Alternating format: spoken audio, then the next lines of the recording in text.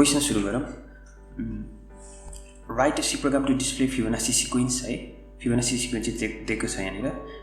यो सिक्वेन्स चाहिँ प्रिन्ट गराउनुपर्छ हामीले so # include studio dot H गरेर हामी हेडर फाइल इन्क्लुड गर्छौँ अनि मेन फङ्सनभित्र चाहिँ इन्टिजर डेटा टाइपको a = 1 b = 1 c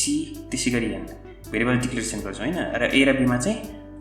इनिसियलाइजेसन नै गर्छौँ a को भ्यालु 1 र b को भ्यालु 1 र सुरुमा चाहिँ हामी नम्बर अफ टर्म्स माग्छौँ हैन अनि त्यो n मा स्टोर गर्छौँ त्यसपछि युजिङ फर लुप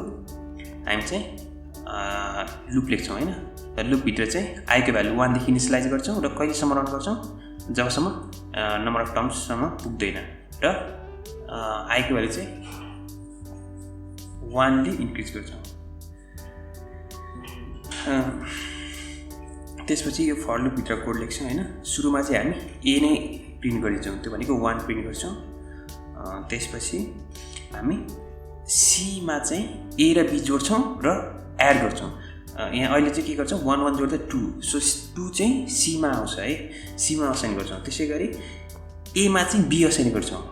अनि फेरि b मा चाहिँ c असाइन गर्छौँ त्यसपछि आउटसाइड फर लुप नयाँ लाइन न्यू लाइनको लागि प्रिन्ट गऱ्यो त्यसपछि रिटर्न 0 गऱ्यो हैन अनि कोड लेखिसक्यो यही नै हो फिबोनाची सिक्वेन्स चाहिँ कस्तो हो भन्दाखेरि दुईटा अगाडिको नम्बर जोड्दाखेरि चाहिँ पछिल्लो नम्बर आउँदै त्यो अनुसार सिक्वेन्सली जान्छ हैन सो यसलाई रन गरौँ है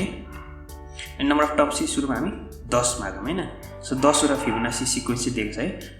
हैन दुईटा अघिल्लो टर्म जोड्दा चाहिँ पछिल्लो टर्म आउँछ फेरि पनि रन गरौँ यसमा चाहिँ हामी 30 हालौँ सो 30 सम्मको आइसक्यो फिबोनाची सिक्वेन्स त्यसपछि यही नै हो है टर्मिनललाई एक्जिट गरौँ